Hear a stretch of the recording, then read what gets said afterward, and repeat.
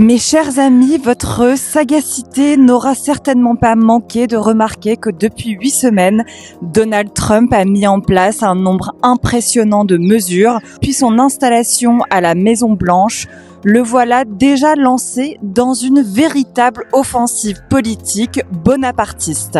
Perfectionnisme assumé, tensions diplomatiques et verrouillage des frontières, l'Amérique se transforme sous nos yeux et croyez-moi, ce n'est pas pour faire dans la dentelle. Le 20 janvier 2025, Donald Trump reprend officiellement les rênes du pouvoir. À peine installé, il dégaine une série de mesures qui font trembler Washington et au-delà. Son mot d'ordre, America First, saison 2, une version encore plus musclée que la précédente. Première cible, le commerce mondial. Coup de massue sur les importations. Trump impose des taxes douanières de 25% sur les produits mexicains et canadiens, 10% sur ceux de Chine. Il justifie ce tour de vis par la lutte contre le trafic de drogue et la défense de l'emploi américain. Des réactions qui ne se sont pas fait attendre. Les partenaires commerciaux crient au scandale et les prix risquent d'exploser pour les consommateurs américains. Mais ce n'est pas tout. L'acier et l'aluminium importés sont désormais taxés à 25%, histoire de favoriser l'industrie locale, du jamais vu depuis des décennies.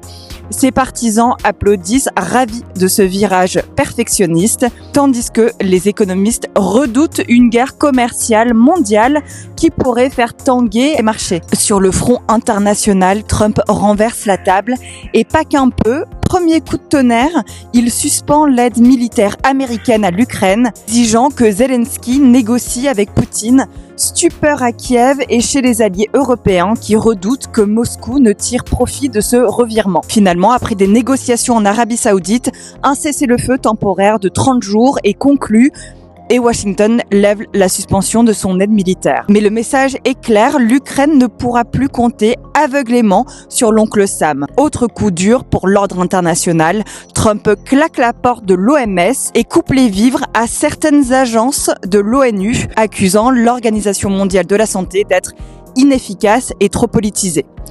Il signe le retrait immédiat des États-Unis. L'Amérique ne paiera donc plus pour les autres, déclare-t-il, un repli inédit qui inquiète jusqu'aux plus conservateurs du Sénat. Mais gardons notre sang-froid, je vous prie, car l'immigration est peut-être le dossier où Trump s'est montré le plus offensif.